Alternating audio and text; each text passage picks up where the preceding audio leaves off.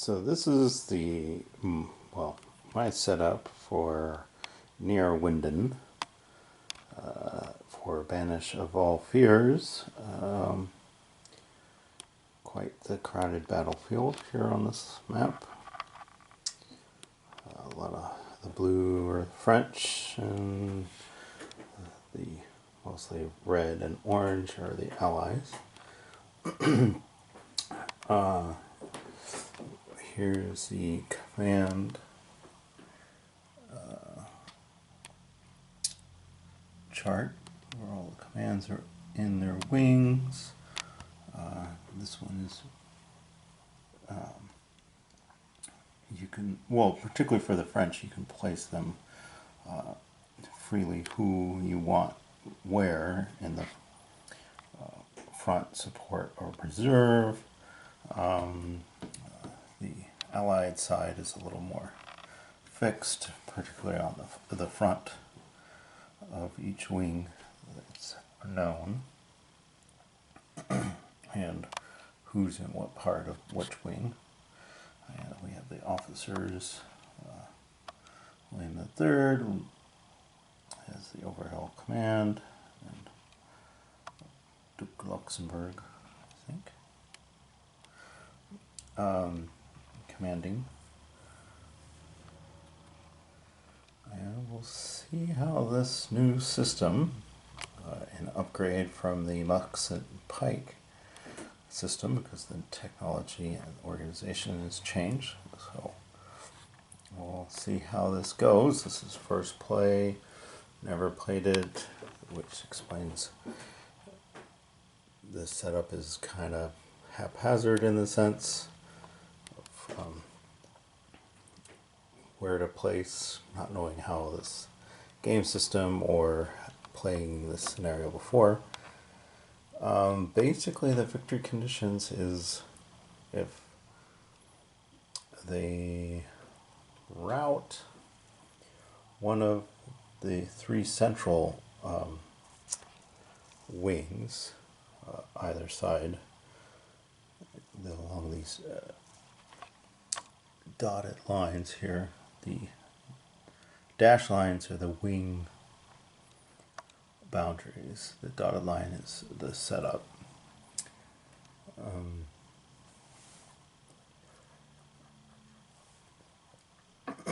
So if they route a wing in the center, so this wing here, this wing here, and this wing, pull out a little bit more right here. Neerwinden, this blank plain one that you call, and this town here, Nederland. One of those routes, then you win, or if you get the two wings, far wings, this one small space here, and the rather larger space here, but boundary of the major river that is anchored there. If you route both of those, you win. Yeah, because the wing over here is quite large for the French side, because it's along this line here, but these center ones are rather small, especially this one here. So that's the setup. Let's see how this goes. So this is the result of the first phase, which is the artillery phase. And basically, artillery on both sides fires back and forth, one unit at a time. So these units fired here, did a lot on the center there, and there. So the next phase is the wing activation, and then we'll go on to the brigade activation, and then it's routed unit markers, victory, and then reset is the phases. Then they have this in the nice little player aid here. So on to the wing act. So this is still the first turn. Basically finish the brigade activation. You can see here most of the wings did the charge up in the planes, got a charge here, and then charge on the left side of the wing, and also the Allies did too. Didn't really flip the guys in the back. Pretty much everybody stayed where they were. Slight adjustments, but the results were quite intriguing. The Dragoons basically hit the line and backed off. A lot of rolls that were take damage and retreat, or just retreat. So these guys pierce through, bounce back. We're able to knock the Spanish back here. The center was interesting. A couple firefights here. Knock some of the Dutch back here, but most of people that did attack through bounced back. The actual defender advancing a couple of places. People that didn't have charge just kind of closed the distance to try to prepare. The left wing, the French, right wing for the English or Allied, kind of was completely chaotic. A lot of damage, casualties, a lot of retreats. So this line is probably going to have to be fixed and readjusted. And basically that's the first contact. A lot of guys trying to get charge rolls on the brigade, but on the battalions when they were activating, but a lot of them failed on both sides.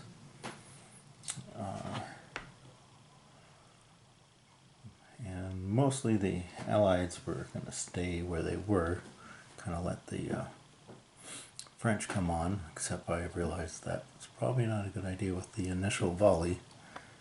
Can be quite damaging if you get it off first. And so we got the few phases to go through on this final turn. Oh, the French did lose an artillery unit.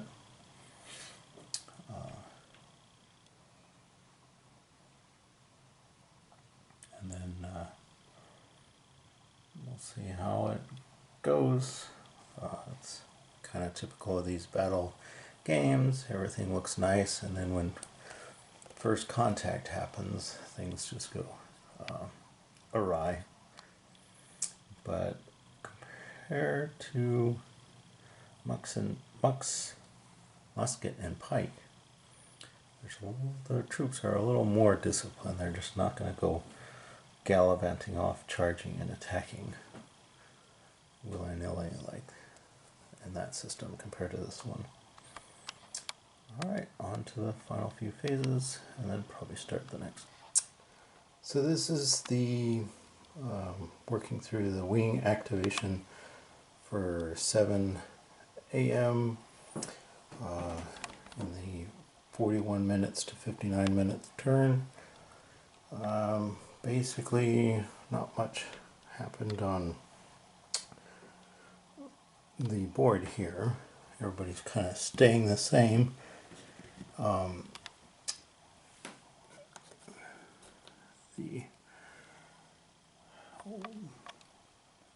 Basically the left wing of the Allied Army tried to shift the Spaniards to support and move up the Dutch infantry to the front. That command failed on their roll to shift that,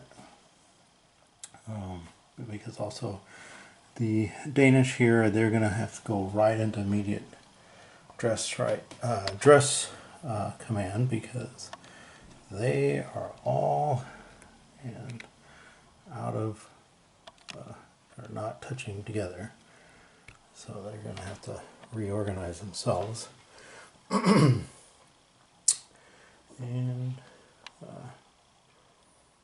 but basically everybody else has got at least their brigade is touching in some areas.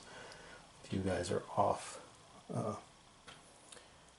not touching each other.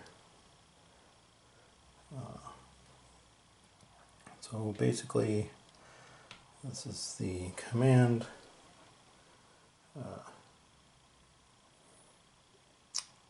board here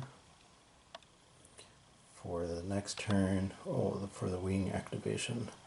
We'll see how on the brigade activation we can shift some orders, try to get some guys organized on the wings and get the people in the center to fight.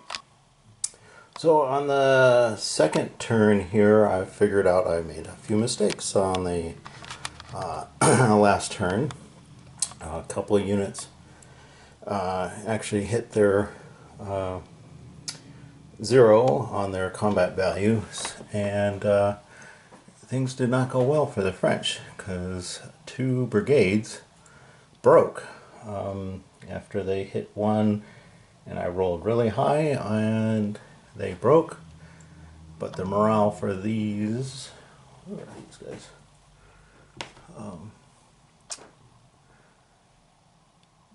Von Hayden, they lost a unit, but they survived. Well, they lost 2 units. They survived their morale roll, whereas each of the French battalions, well, they lost 1 and they cracked. So this whole left wing for the French just opened up. And then I moved guys up to in front of the units, and I realized I have to do charge order for that, so I pulled them back. So fixed that, and so have to rethink this wing activation again, especially for the French, and figure out what they want to do, because the pressure on the right wing for the Allied Army kind of held, so they're not in as problematic as before. And so we'll continue on. So on the wing activation here, the French player tried to move this cavalry up to the front, and the infantry, they failed their roll. The infantry made theirs. On the Allied side, they wanted to move the Spanish cavalry up to the basically the center here, because there's room on the frontage. Since he's been hit quite a bit, I was going to pull him either to the center or to the left, have the cavalry up ready for action, since there's a bit more space on the map. And they failed the roll, but they can use this turn if I can get him out of charge and reform the line a little bit better. So this is the start of the 8 o'clock hour. So I finished the 7 o'clock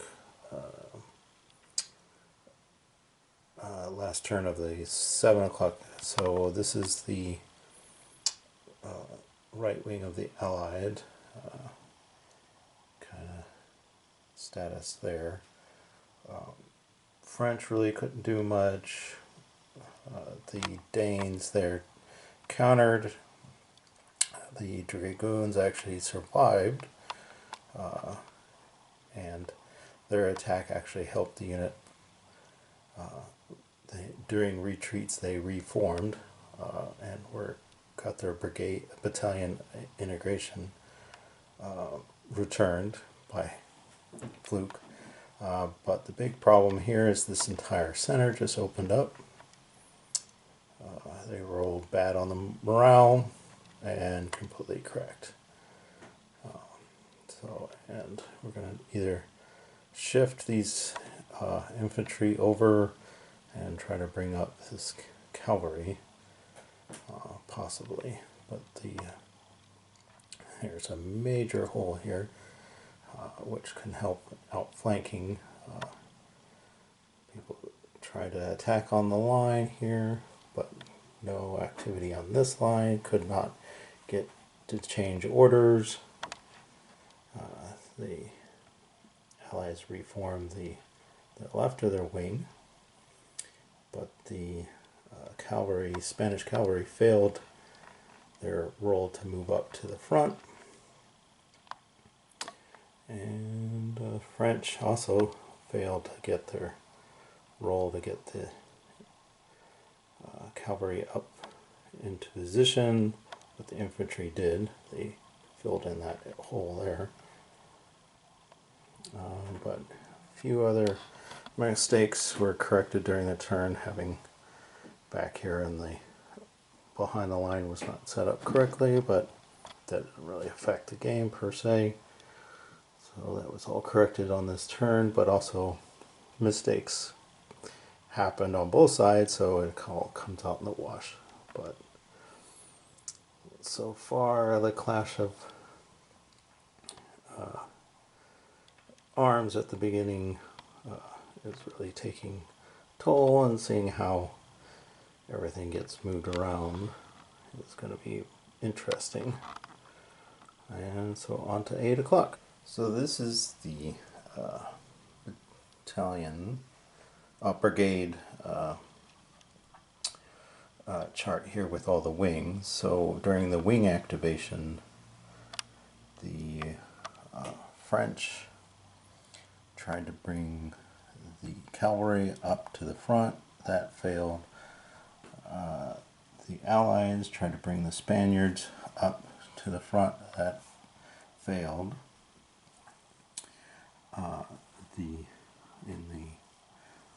This wing, the plain, the French were able to bring up this infantry brigade. The Allies tried to bring up the cavalry up to the front here. That failed. And yes, the cavalry in the back here in reserve was brought up to support. That actually worked. And so that was the wing activations, our attempts to try to plug holes and gaps here. At the moment, the Allies are thinking about moving the cavalry, possibly shifting over here to plug that hole if they can't get it done. So let's see how that happens on the next turn. So on to the brigade activation. So this is the end of the brigade activation at 8 o'clock turn. The Dragoons unit here broke. This one's still holding here, even the Spaniards. The infantry unit is unable to move up into the front because of the size of the wing and not being able to pull him out. Over here on this wing, the Nassau Guards, I think, or G, I think it's Guards. They broke after losing just one guy. When you roll really high, I think bad things happen on morale rolls. A bit of fighting here with this unit. Brigade was not able to get the charge, but it was able to move up because there's basically nobody in front, so they can start breaching this fortification. Along here, the Hanoverians attacked, kind of just got into firefights. A lot of fighting along here, but everybody held. Some units broke. Yeah, the first guards, they broke here. And not much happening along this thing. Trying to shift units over to try to break and cover this flank here for the Allies, the French moving up. Even though the French have lost 3 battalions, 4 battalions actually, the Allies have lost 4, but they've been quite critical right in the center. The Allied is looking like I can allow the French to push forward and then use the cavalry here in the open space here to counter and hopefully break them. But I mean, they got all this cavalry in the rear to counter, and quite a bit of infantry on this wing here, so you can shift battalions over. So, and this is still early hours in the battle, and so we'll see how things go. On to the 8 a.m. 20 to 40 minutes turn. So this is in the middle of the 8 a.m. 21 minutes to 40 minutes turn, and I think the Allied player is going to concede because basically another unit in the center broke and ran. The other Dutch Nassau unit, and leaving only the 2nd Guards there, and this wing is basically all on its own. Just cavalry in the back, but I mean, with all these holes in the line, the French can just start picking off units because of the flanks are completely open. Like here, that you can just waltz over and start shifting units out and back and attack on the sides. So having a real problem keeping the line together. So I think the Allied player would probably concede at this point. Well, so that's game. On to the next one at Blemmen.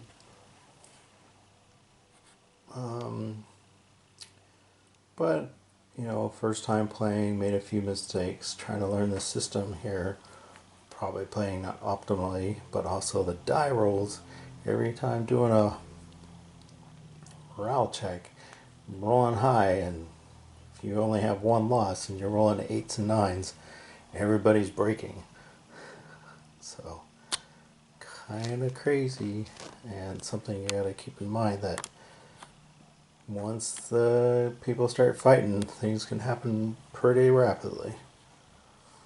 Alright, pretty fun for the first play.